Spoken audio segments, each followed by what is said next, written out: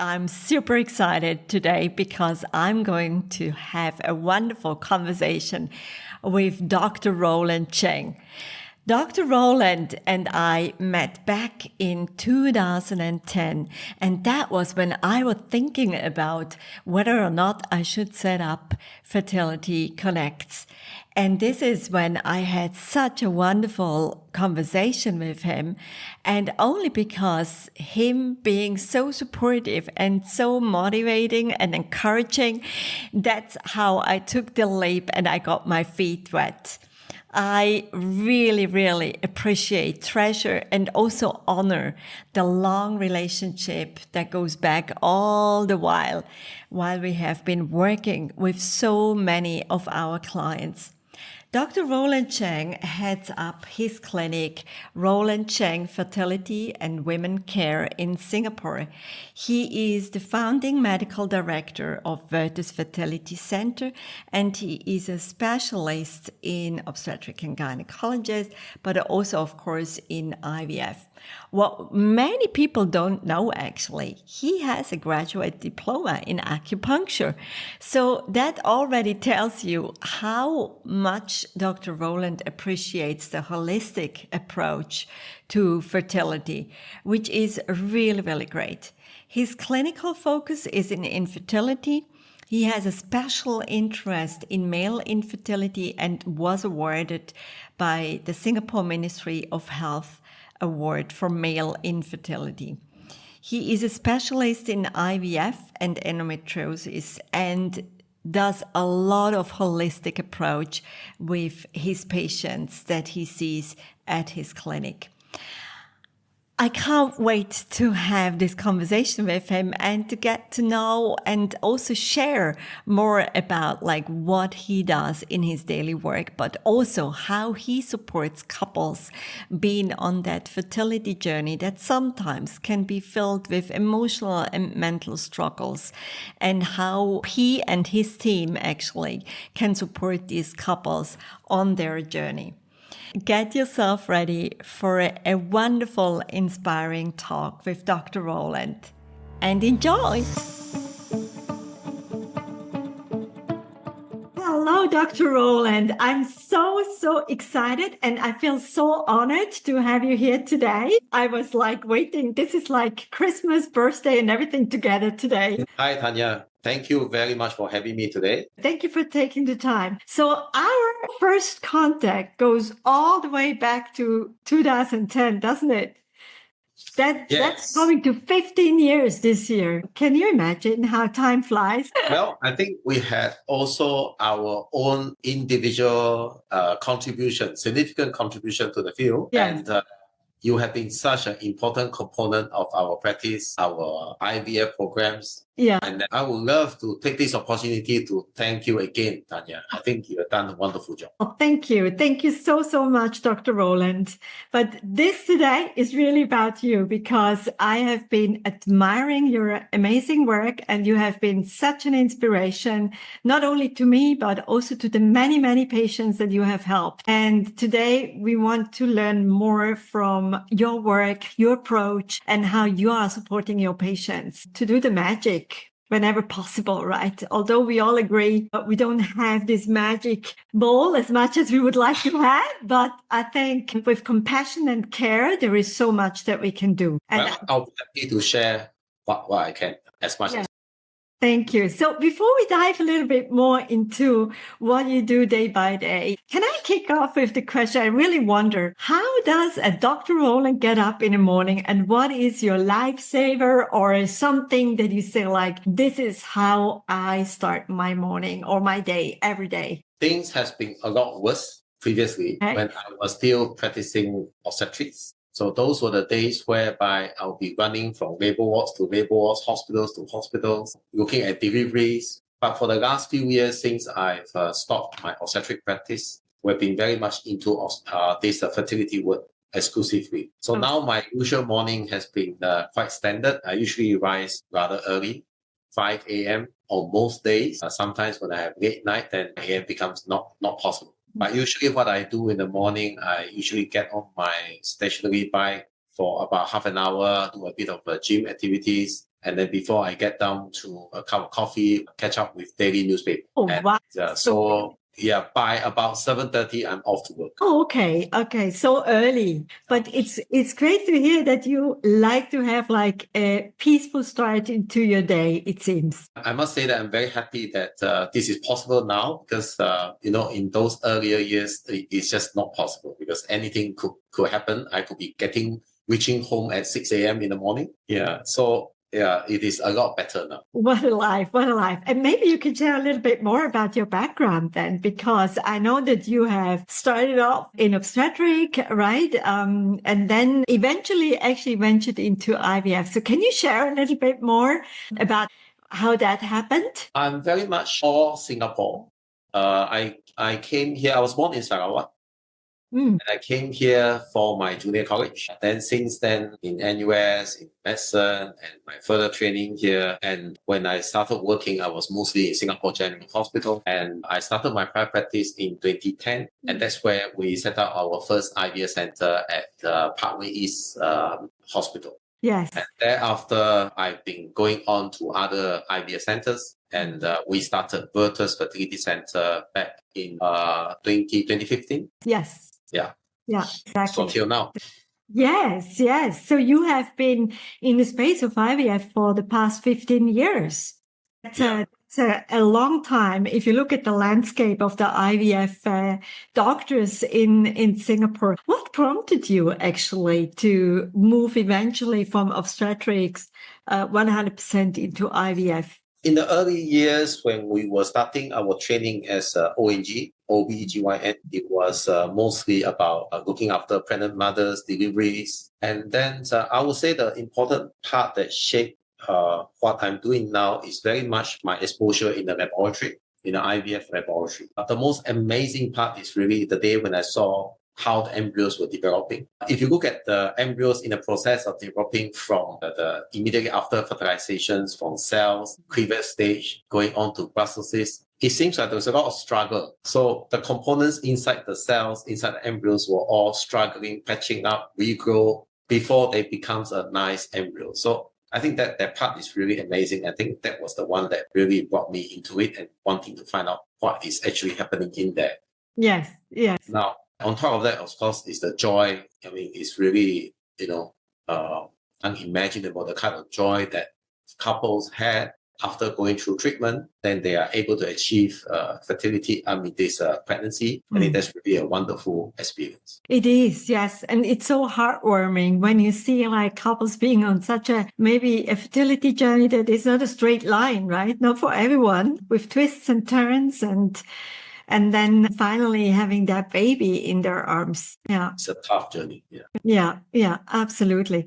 You also have a specialization or a special interest in male infertility. Can you maybe elaborate a little bit more into that as well? Well, I think over the years, everybody, all just IVF, if you look at the IVF process, it's all about putting eggs and sperm together. But I think from what I've seen so far, eventually the grading or the quality of the embryos matters a lot. And all this could very much be affected by the condition of the sperm. So we'll be looking at a lot of the sperm aspect, like, the degree of DNA damage, the sperm head size. All these are the things that we have particular interest into now. And with that, I think partly also we have a lot of emphasis into this. It's partly also when we first started Virtus, we really told ourselves that we are not going to stop our embryos before day 5. We will develop all the way till blastocysts. And that posed a special challenge to us because if you have any sperm problem, your embryos are not going to make it to day 5. It's how you can tell. Yeah. So the emphasis on the male fertility, I think it has quite a big benefit because now we have beautiful blastocysts. The formation of a good blastocyst is very high. Yes. And that's so helpful to know that because I think from what I learned, we usually say also that the egg is kind of like the powerhouse that can help even those sperms that have maybe some lack of energy to actually make it up and really become wonderful, beautiful embryos. That's very true. Yeah. So can we then say that, if you look at like the contribution towards infertility from a female aspect and a male aspect, is it Is it possible that we can say it's almost half-half, like 40 and 40% and 20 maybe both contribute to fertility? Yeah. From what we're seeing so far, it is really 50-50. Because we also have encountered situations whereby the egg conditions are poor and, whereby the early development of the embryos were poor. But once day 3 is passed, they are able to make it to day 3, and that's when the sperm factors start to kick in. Then the embryo condition actually starts to improve. Yes. So either way, they are actually complementing each other. Okay. So I think we just can't get away from 50-50. Yeah. Okay. Fair enough. Yes. So last time when I came to your clinic, there was a full waiting room, and I was wondering how on earth can you be present, compassionate, and supportive with all your patients that you are seeing over a whole day, because you're seeing so many people. Your schedule is always full, right?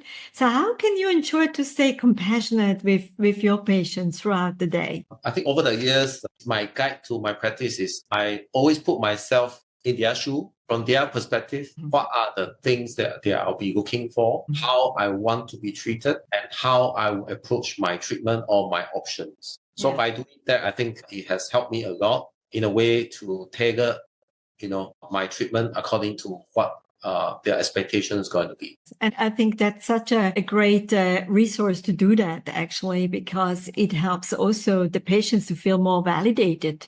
Correct. Yeah. Absolutely. Yes. And how can you support your patient? Because each patient is different, right? Has different body, different preconditions. How are you adjusting with the resources that you have to their IVF treatment so that you can help them to maximize IVF success for them? Yeah, it is a tough one because I think IVF treatment, infertility treatment can be quite emotional. So a lot of the time it's very hard to not to get involved emotionally because your mood get affected, your emotions get affected. So in a way, I know it's also extremely challenging for us because we need to see so many couples with different requirements throughout the day. So one of the demand on us is being able to switch our mind from one to another. Yes. Yeah. So with that, I find it extremely challenging. But now it's much better because what I do is that at the end of the day, I always find probably about half an hour to an hour of my own quiet moment. I think that will be necessary to recharge. Yes, absolutely. I find this so important. Yeah, we'll talk about self-care in a moment because I wonder how you do that. So are you saying that you incorporate like some little breaks in between for yourself as well? Yes. So that's for the end of the day. But now I also treasure my 1 hour break between my morning sessions and afternoon sessions. Yeah. So I try not to have too much activities going on during my intervals between the morning and afternoon. Yes, absolutely. And how do you deal with clients that maybe come with a set of questions? Are you okay to help them to find the answers to those questions? Or do you feel like that you're running out of time? Because we know how your waiting room is full of patients. So how do you deal with those situations? Yeah, it is a tough one because the requirements from different patients different couples are all very different. And there are some couples who would like to know a little bit more, but there are some couples who might be on the other extreme, whereby they are here and they just want you to take them through and just get things done. Yes, yeah. And which means that they feel completely comfortable with you and trust you and your guidance, most likely, right? Yeah, so that is important because, I think that's in private practice, that's how, patients come to us, in fact. So a lot of the time, I would say that our patients are all very good. Yeah, because I think in a way, it should be, it becomes important that our approach could be not to their expectations, but sometimes, indeed, that is what is necessary. Yes, absolutely. Absolutely. Now, sometimes we also encounter those clients on our side that have referred to Dr. Google. They almost come like with a PhD in IVF because they have been researching everything and anything, right, on Google. what it come with like some expectations that a doctor should be doing uterus scratching or should be doing like whatever medications extra and so forth. What are the trends actually as a doctor that you are seeing that is really working quite well? Now, we have to be very careful because now in this era of social media and the internet, we have to be very careful of what are the really effective, evidence-based kind of treatment versus what hearsay certain group believes that, this should be done. So I think that's important because on one hand, we need to produce result. At the same time, we need to do things that's right because whatever things that has been done or certain practices sometimes could actually have some unknown negative impact. So that would be not something that we want to adopt. So a lot of the time I keep telling my patients that whatever, practice or treatment methods options that you're looking at, the important thing is that we need to look at the benefit versus the risk, or sometimes whether it's known or unknown. If it is unknown, it doesn't mean that it's no risk. So we really have to look at all these options very carefully. And as far as possible, I think the evidence-based type of practice would be the safest. We enforce the fact that in fertility treatment, we are just not talking about achieving pregnancy. More than that, we want our baby to be healthy. Yeah. And I find this such an important point because this is what I feel often gets actually forgotten on. It's almost like it seems that sometimes it's almost becoming a quest to get pregnant for a couple. And on the way on this quest, they almost forget about like that it's also about achieving a healthy pregnancy with a healthy baby. Right.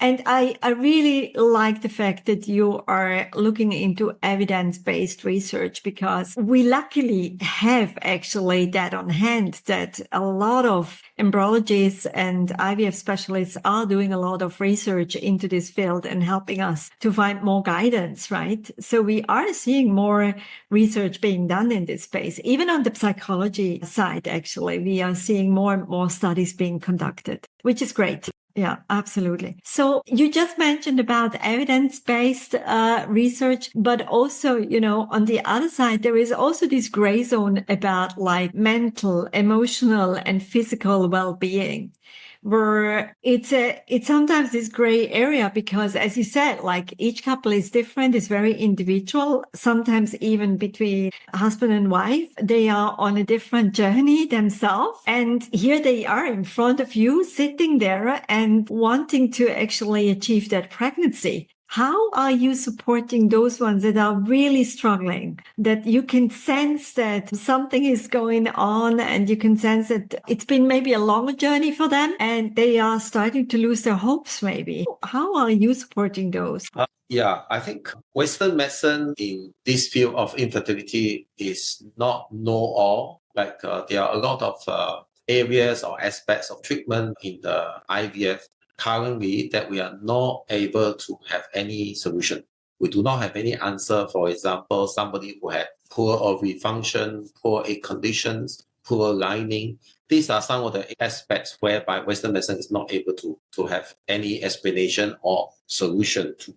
Now, in a way, I think when you look at the lifestyle aspects, the emotional aspects, psychological aspects, it's probably important as well because it has many a time that been proven, been shown that when you are feeling good, when you are emotionally better, your outcome will be better. So my emphasis has always been telling our patients that, well, the number one emphasis that we're going to have is that you are here, you are going for treatment. The first thing that you need to have is to have a very positive approach. And of course, with that, then only we start looking at how the treatment could come in and help you out.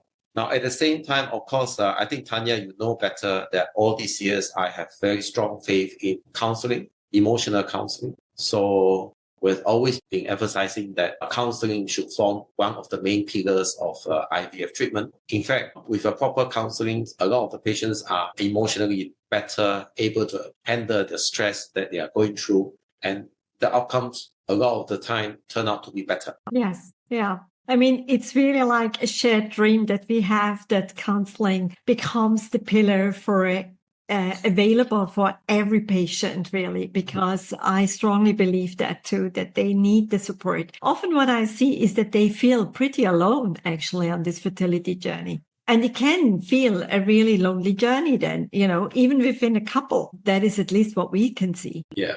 So that is the power of counseling, because it is important to let them know that they are not alone. Someone knows what they are going through. Yeah. So it is important. I think this aspect will have a significant impact on the positive outcome. Yes. Thank you for sharing your view on this. I also know that you are a very fond believer in alternative therapies, and you have actually a background in TCM as well. You did a graduate diploma in TCM, in acupuncture, right? How are you incorporating, other therapies in your practice for your patients? I think what I mentioned earlier about the emotional aspect of IVF treatment is so important. So this aspect very much emphasized on the TCM part, because if you look at TCM, it is very much a balancing of, yin and yang, for example. It's basically just to look at a person's constitution and then to try to balance, the individual situation.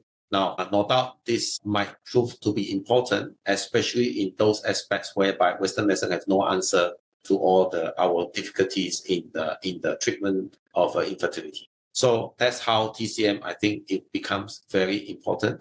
Now, on top of that, the major aspect of TCM is that it is able to provide a significant impact on the, keeping them calm, giving them confidence, give them a positive feeling, because a simple session of acupuncture, we know that everybody will become more relaxed, they're able to sleep better at night. So I think that aspect will be what we want to see in order to have a positive outcome. Yes, and you are so right. As in, it's this mind and body connection and a very holistic approach to it, right? And we can see when clients tell us that they are having a good sleep, we can see how even hormone stimulations are much less of a roller coaster. It becomes, it can still be challenging, of course, because they are taking injections, but it's not as a steep roller coaster as it's for some other clients. Yes. I totally agree. Yeah. Yeah, exactly. How do you deal with those clients who experience a miscarriage? Because that's something we have been seeing as well. You support your client and you are a sparring partner and cheering. Then, of course, you hope for the best outcome. And then you see that pregnancy test result that is positive, but after a couple of weeks, you see that it's unfortunately leading into a loss. How are you supporting or giving hope back to these patients? Well, situation like that is one of our major challenge that we face. Apart from fertility treatment failure, pregnancy failure is a big thing for us. Now, a lot of these patients, when they had incidents like that, what they are looking for is very much on what else can be done for the future. So, of course, before we talk about that, we need them to remain positive. And of course, I think the counseling aspect becomes very important again. But otherwise, most of the time, I'll be sitting them down and then discuss with them about, what other alternative approach that we might be adopting to have a better outcome, to have a different outcome. And then I think the other thing that for my patients, I think what they are looking for is ready availability. So I always, assure them that if they say they would like to discuss anything further, feel free to come forward. We always have time to talk to them on whatever they want to discuss. Yes. Yeah. And I think that's so great for them to know that the doors are open and they can approach you at any point in time again, whenever they feel ready, right? With no pressure. Right. Yeah. Yeah. Yeah.